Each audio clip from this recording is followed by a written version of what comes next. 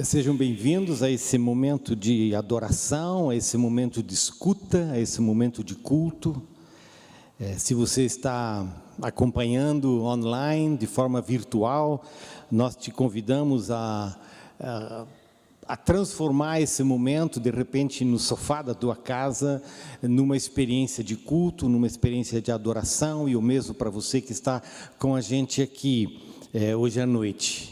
Porque é assim que nós queremos entender esse tempo juntos, e nesse culto que, como a Darclé falou, é o culto do Dorcas. Não é o culto do Dorcas, né? É um culto onde a gente tematiza de alguma forma particular, de uma forma significativa, essa experiência do projeto Dorcas. Então, eu queria dizer para vocês, né, que vieram aqui hoje à noite para nos ajudar a esse momento de louvor, que é muito importante para nós, é muito importante que vocês estejam aqui, né? E é uma forma de vocês ministrarem para nós, é uma forma de vocês lembrarem para nós qual é a nossa razão de ser. O projeto Dorcas, se você nos acompanha de forma virtual, é um projeto da comunidade, é um projeto de empoderamento, de cuidado, especialmente de crianças, em Almirante Tamandaré, que é uma das cidades da grande Curitiba. Aliás, esse ano é especial para o Dorcas, não é? Porque já é um projeto que tem aí os seus 25 anos, e a gente vai falar um pouco mais sobre isso no decorrer desse ano. Então, alguns de vocês não haviam, alguns não, né? Todos não haviam nascido, né? Quando foi andado os primeiros passos, e ver vocês agora, alguns de vocês como monitores, é um negócio muito legal, muito bom. Aliás, mais do que legal, é bom, é uma coisa que toca a gente, muito bom, e a gente agradece muito pela vida de vocês. Há uma palavra que começou a reverberar dentro de mim, quando a Darclé começou a falar desse culto nesse domingo, nesse dia, que era esse culto voltado para esse ministério de cuidado e de empoderamento de crianças, nesse momento e nesse tempo que nós vivemos. E a palavra que ficou, né, reverberando dentro de mim, que ficou, né, foi compaixão. Por isso, quando né, você falou, Darclé, o que vai ser domingo, né, eu disse compaixão, porque já estava aí para mim, né? Compaixão é a palavra desse momento, é a palavra desse culto, mas também eu creio que compaixão é uma palavra dessa hora, é uma palavra desse tempo. Compaixão é uma palavra que a igreja precisa aprender a soletrar e a praticar nesse momento, né? Quando nós descobrimos, né, quando nós deixamos uma palavra reverberar dentro de nós, tem um jeito de a gente fazer isso, né? A gente não faz isso apenas indo, digamos, para pesquisa, né, e dizer por que a gente precisa de compaixão hoje, por que a fome aumentou, como diz a Darclé, e a gente precisa de ajudar todos a comerem. A gente vai para as Escrituras, porque a gente crê que é no encontro com essa voz de Deus nas Escrituras que a gente encontra sentido na conjugação, né, de verbos, ou na pronunciação de palavras como compaixão. E a compaixão é uma palavra que ela está profundamente enraizada em Deus. A compaixão é uma das marcas de Deus, a compaixão é uma característica de Deus, a compaixão é a identidade de Deus. Deus é compaixão. Eu queria, nessa noite, que a gente abrisse Marcos capítulo 6, os versículos 34 e seguintes, e de repente você pode fazer isso literalmente, né, ou no seu celular. Se você puder me acompanhar, eu acho que é importante você abrir isso. Abrir no Evangelho de Marcos. Se você está aí na sua casa, de repente sentado, levanta e vai buscar uma Bíblia, se você tem física, se não é fácil de achar ela no celular, né? Marcos 6, e eu queria ler dessa versão da NVI, que é também a versão projetada. Eu queria dizer que o Dudu é culpado, porque hoje de manhã eu usei uma outra versão que tinha a letra maior, Dudu. E aí ele disse hoje à noite para mim que eu usei uma outra versão, então gerou confusão. O problema é se eu consigo ler agora, essa é outra confusão, não é? Marcos 6:34, eu acho que dá.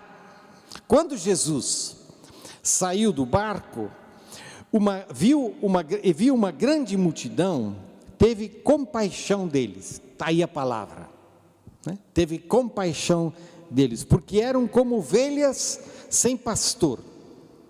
Então começou a ensinar-lhes muitas coisas. Já era tarde, e por isso os seus discípulos aproximaram-se dele e disseram: este é um lugar deserto, e já é tarde. Manda embora o povo para que possa ir aos campos e povoados vizinhos, comprar algo para comer. Ele, porém, respondeu: deem-lhes vocês algo para comer. Deem-lhes vocês algo para comer.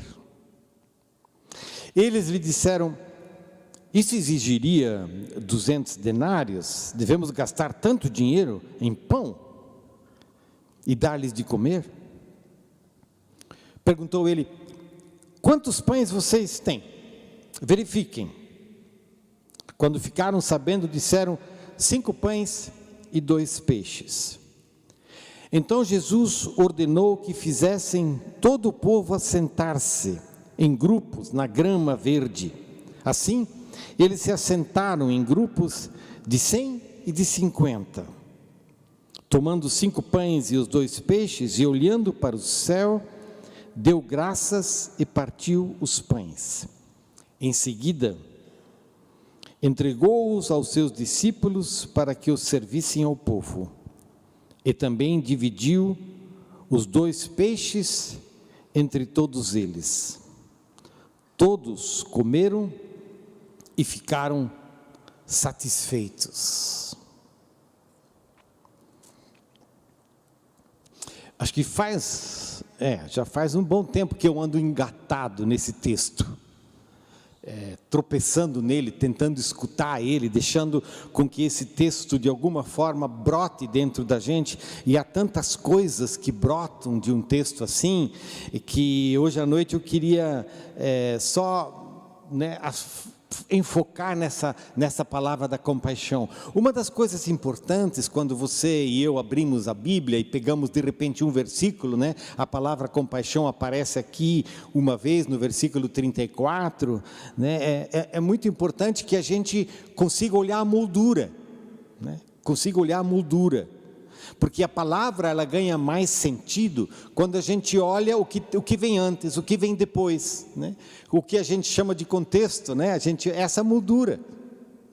E quando eu olho para a moldura de Marcos é um evangelista rápido, Marcos é um evangelista breve, Marcos fala de forma curta, e ele bota movimento no seu evangelho, e tem movimento aqui, tem esse movimento do barco atravessando o lago, tem gente se movimentando, tem multidão que vai correndo para encontrar a Jesus, tem movimento, mas tem um drama nesse texto, nesse capítulo 6 de Marcos, e que é especialmente esse drama a partir do versículo 14, que tem a ver com o João Batista, porque o João Batista havia sido assassinado, e essa mensagem chega a Jesus, e o capítulo 6 de Marcos fala dessa moldura, fala desse universo. João Batista foi um pregador pioneiro, foi um profeta. João Batista foi um pregador que chama do deserto, porque era no deserto que ele chamava as pessoas para Deus. E as pessoas iam em busca dele, e ele batizava elas no Rio Jordão, que era um batismo de arrependimento, simbolizando um novo começo. João Batista era um pregador de esperança, era um pregador de arrependimento para uma conversão profunda para Deus e uma mudança de vida. O Herodes não gostou, Não gostou do João Batista. E o João Batista era um pregador sério. Ele botava, o dedo na ferida. E ele botou o dedo na ferida da vida do Herodes e acabou na prisão. E numa dessas ocasiões absolutamente absurdas, para não, me faltando uma palavra mais crua, uma dessas ocasiões absolutamente loucas, onde há um banquete na casa do Herodes, que era a autoridade da época, que era o governador da época, há uma festa, e no final daquela festa, há uma bandeja de prata, em cima da bandeja de prata a cabeça do João Batista, numa cena absolutamente louca. Louca como tantas vezes é louco o que acontece nos banquetes dos poderosos, como tantas vezes é louco o que acontece nos banquetes desvairados, daqueles que acham que têm o destino da vida dos outros nas suas próprias mãos. E essa notícia chega a Jesus. Jesus tem um vínculo de parentesco com João Batista, mas além de ter um vínculo de parentesco com João Batista, ele foi batizado por João Batista. Jesus entrou nas águas, Jesus entrou nessa corrente dessa mensagem do profeta. E a gente chega no versículo 34, depois dessa experiência, por assim dizer, e dessa mensagem chegando a Jesus, dizendo João Batista, Herodes matou João Batista, e Jesus perguntando o quê? Diz, Herodes matou João Batista.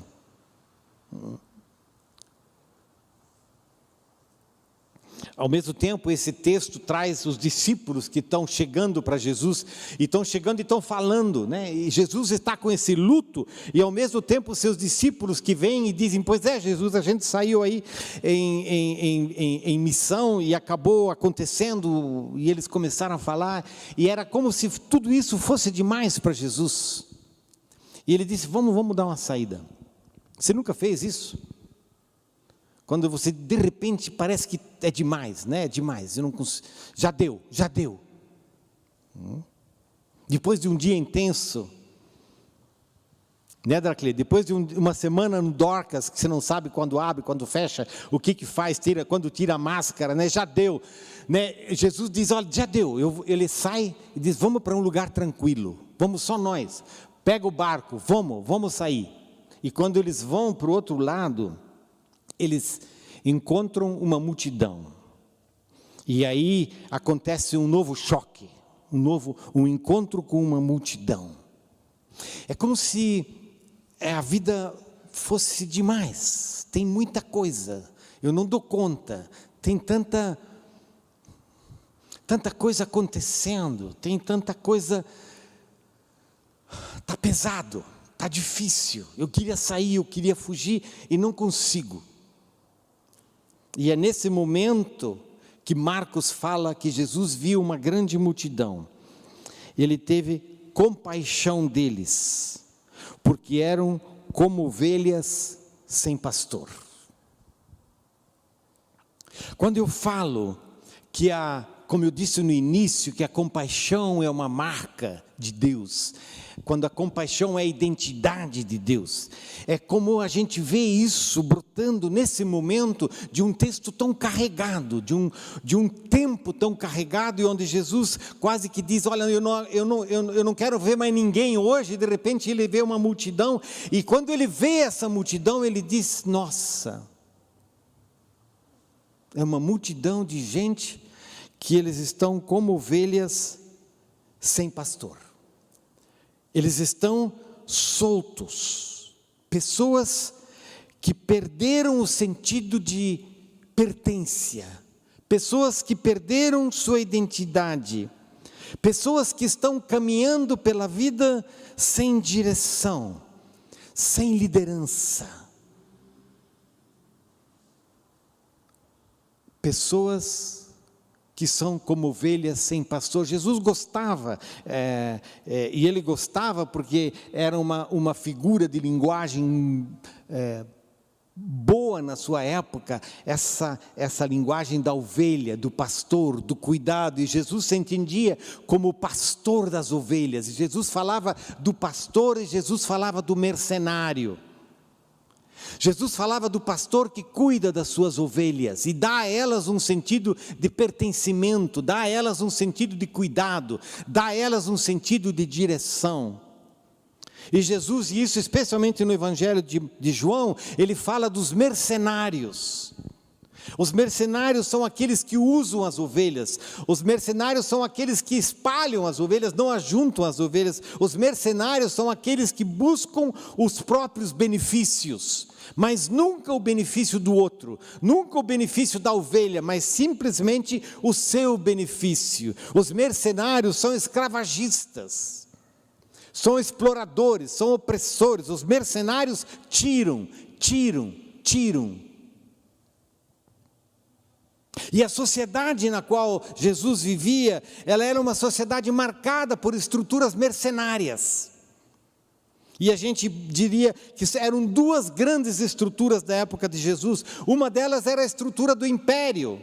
E o que essa estrutura do império faz, a gente acabou de ver com João Batista. Essa estrutura do império mata. Essa estrutura do império pede a cabeça do profeta. Essa estrutura do império nunca dá nada, só tira, e tira a própria vida, cobra impostos altíssimos, tira o produto que se colhe. Eles não podem confiar nesse império. Ao mesmo tempo, uma outra estrutura era o templo, o templo com os seus líderes, o templo com a sua liturgia, o templo com a sua história, o templo inclusive com a sua Torá, com as suas histórias do povo de Deus, mas ao mesmo tempo o templo havia se tornado numa indústria mercenária. E é dentro desse universo que Jesus olha para aquelas pessoas e diz: elas estão perdidas, elas estão sozinhas. Elas estão sem liderança, sem direção. E Jesus usa a palavra, ele teve compaixão deles, ele teve compaixão delas. É nesse universo que essa palavra ganha força. A compaixão de Deus para um povo solto, a compaixão de Deus para um povo perdido, a compaixão de Deus para os enfermos, os cansados, os oprimidos, tão marcados por aquela multidão que seguia a Jesus. E ele tem compaixão. A palavra compaixão é importante na boca desse Jesus. E ela ganha forma, ela ganha corpo, ela ganha realidade a partir da vida de Jesus.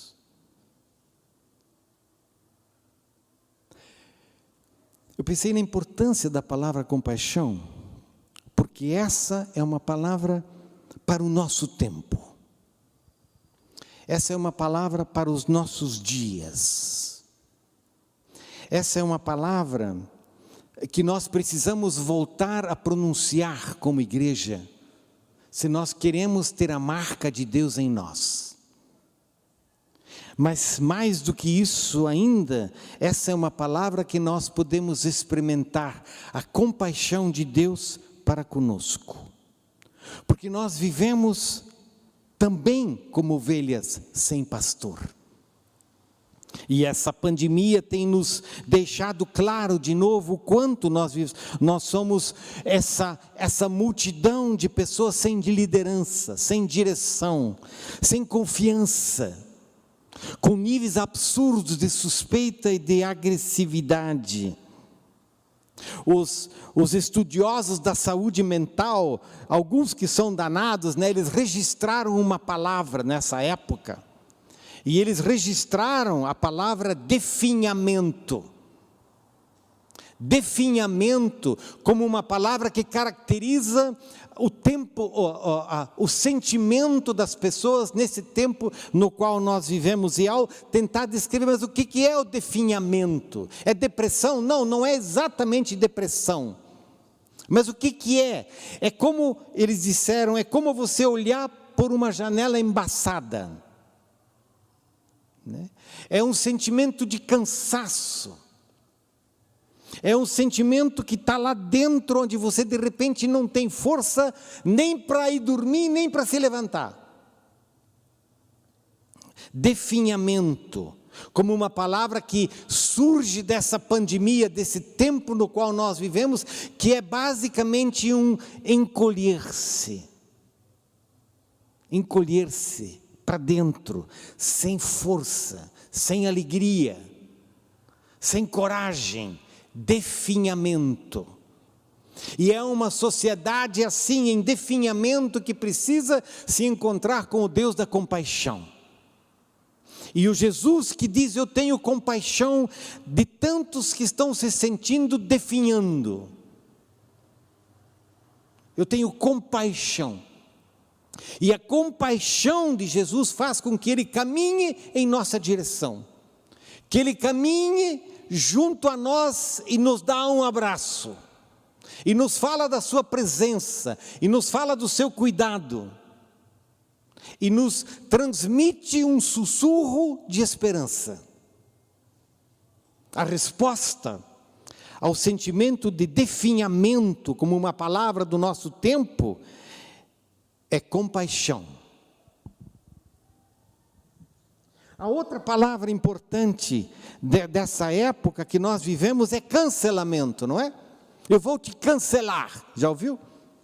Eu estou te cancelando. Isso significa basicamente, eu estou te tirando da minha frente. Isso significa, mais fortemente falando, eu estou te matando. Você não existe mais para mim. Eu estou te cancelando. Você falou o que eu não gostei.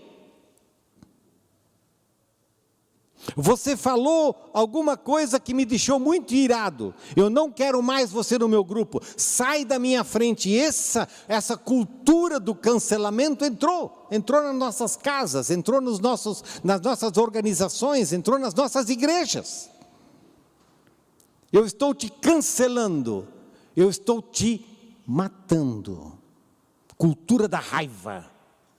E esse cancelamento produz ovelhas perdidas nos pastos da vida, para usar uma linguagem metafórica. E as redes sociais expressam tanto desse pasto solto, com tanta gente perdida.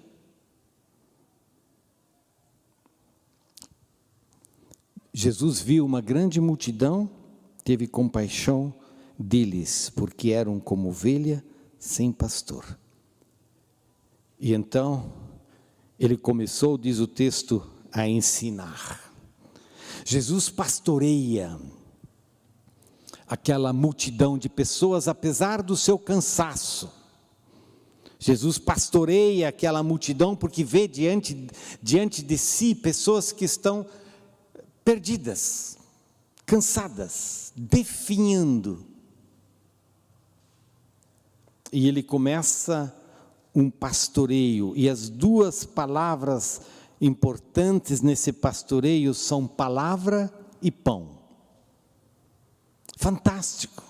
Palavra e pão.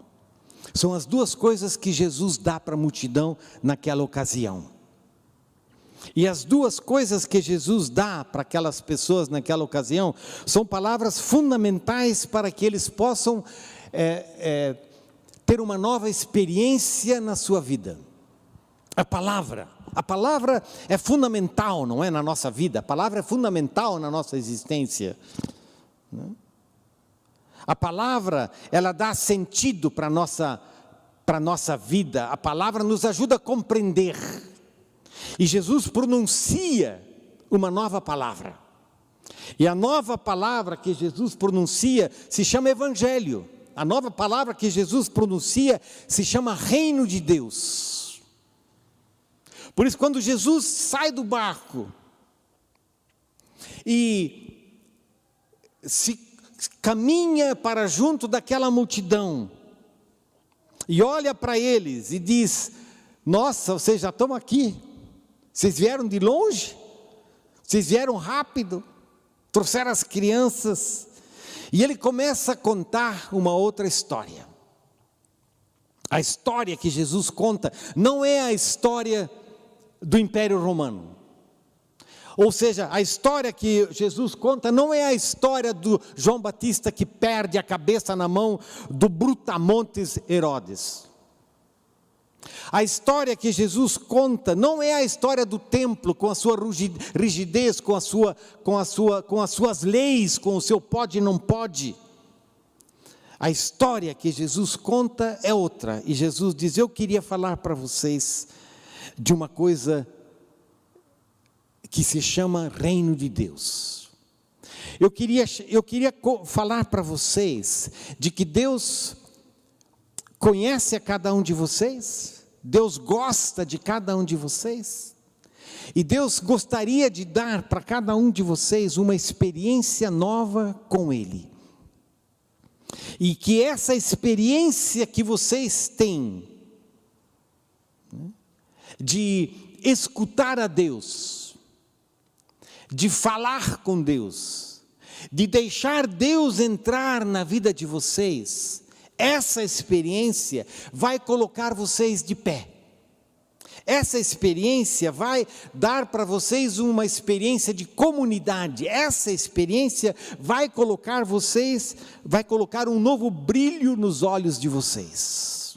Deus, reino de Deus, cuidado de Deus, amor de Deus, carinho de Deus, salvação, shalom de Deus, salvação.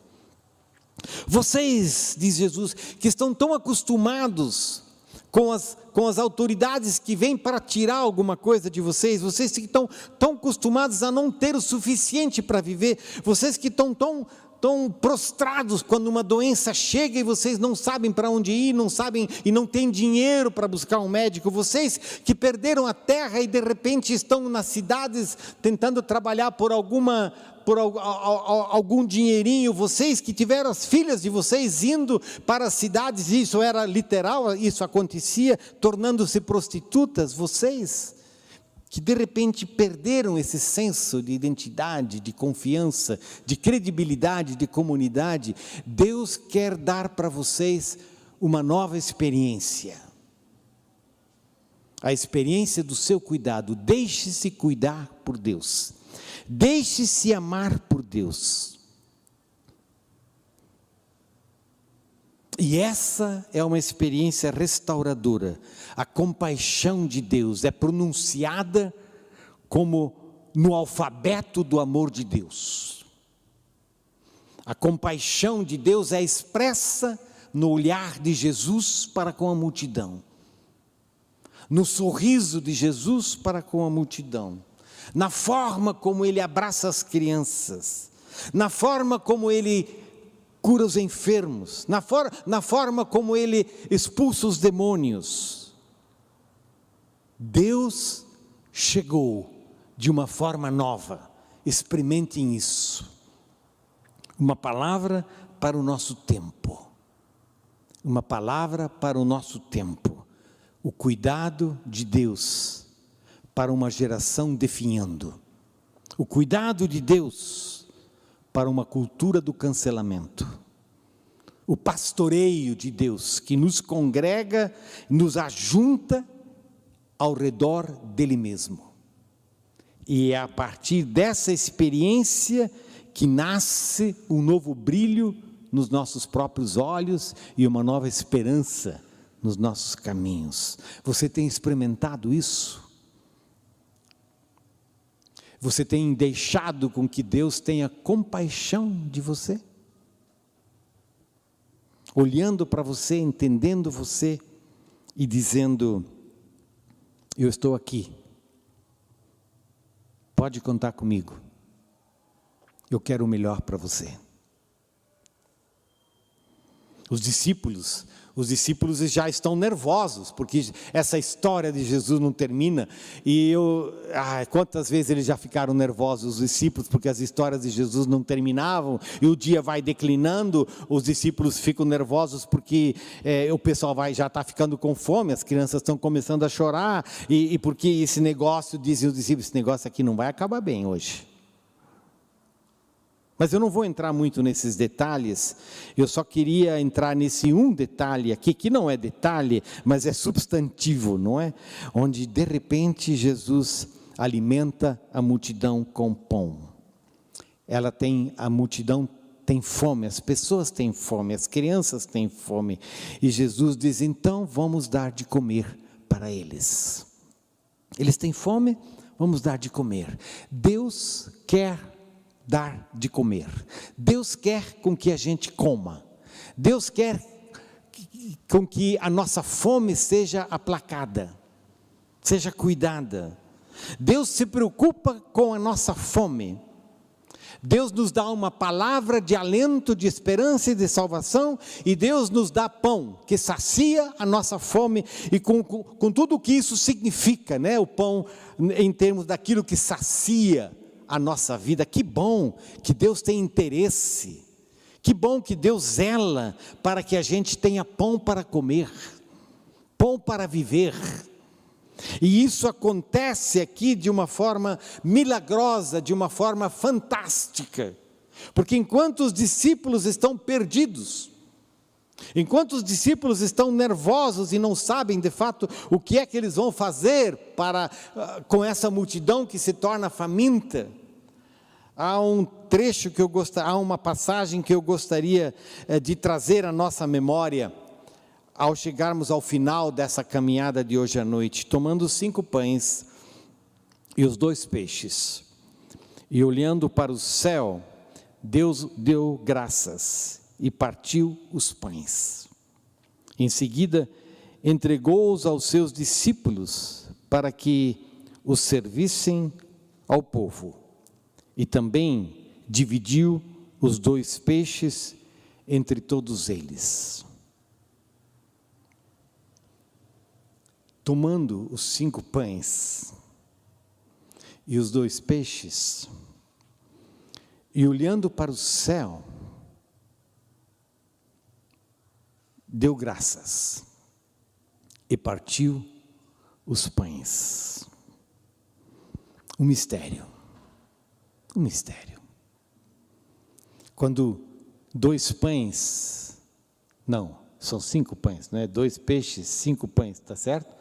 5 pães e 2 peixes alimentam uma multidão a partir das mãos de Deus. Deus não apenas quer com que a gente tenha pão e peixe, porque é importante, né, que tinha peixe também. Deus não apenas quer que nós tenhamos pão e peixe, mas Ele multiplica o pão e o peixe para que haja para todos. Graças a Deus. Às vezes nós sentimos que temos tão pouco, mas o pouco que temos pode ser e quer ser multiplicado por Deus. O milagre de Deus, o milagre da multiplicação.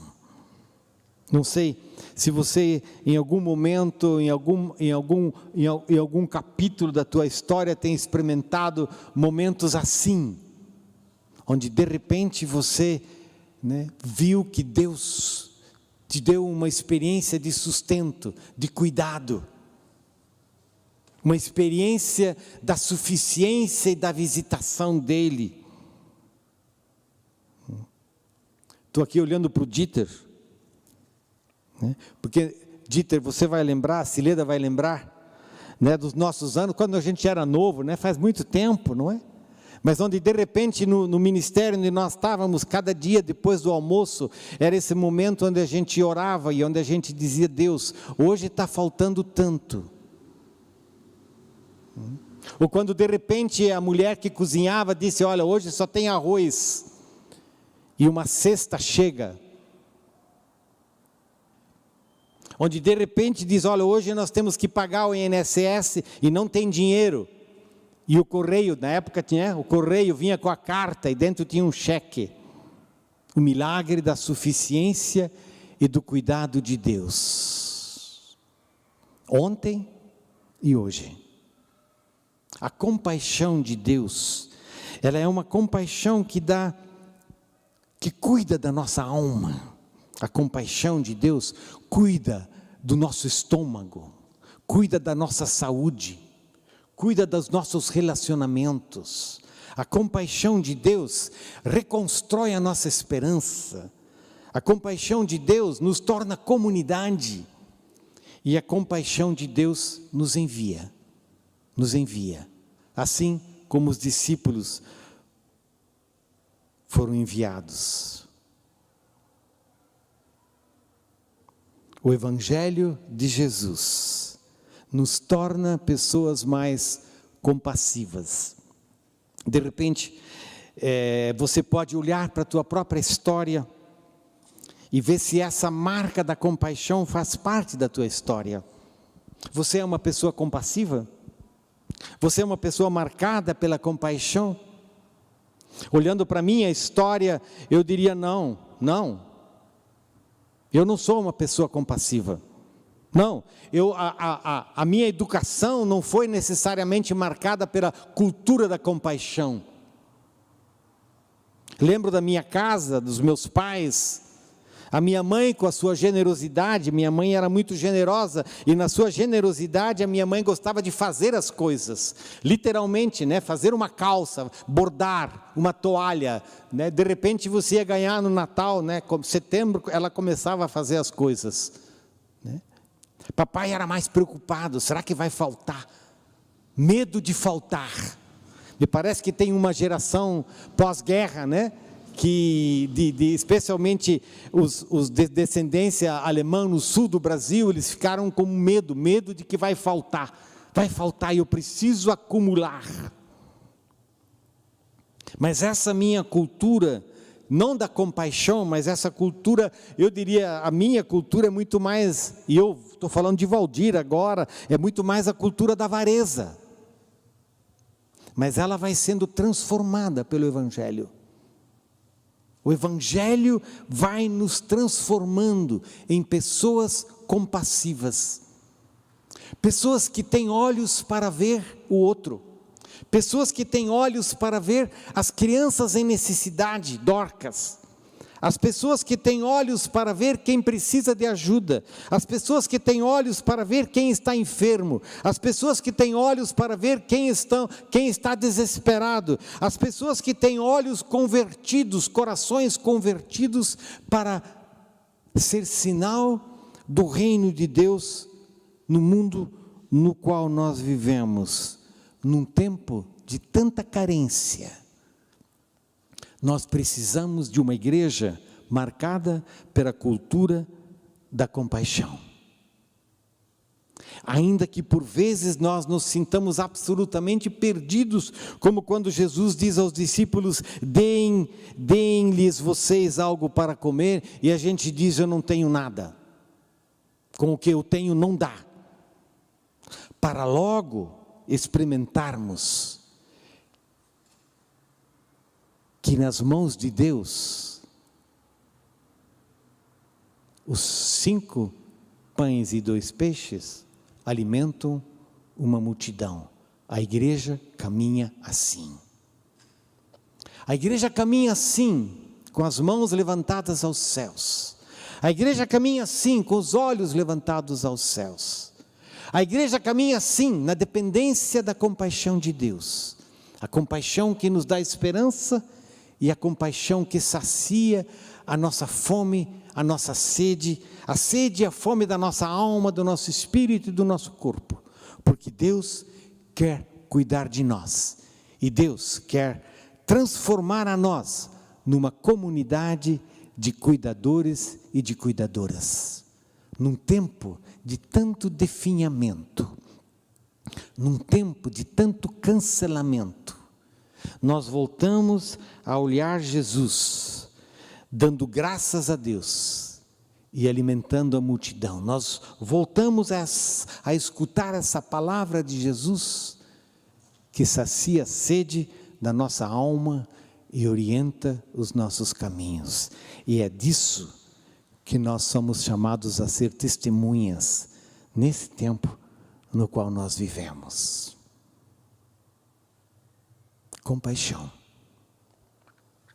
Caminhe com essa palavra nessa semana e veja aonde você pode expressá-la na sua vida, nos seus caminhos, no decorrer dessa semana. Amém?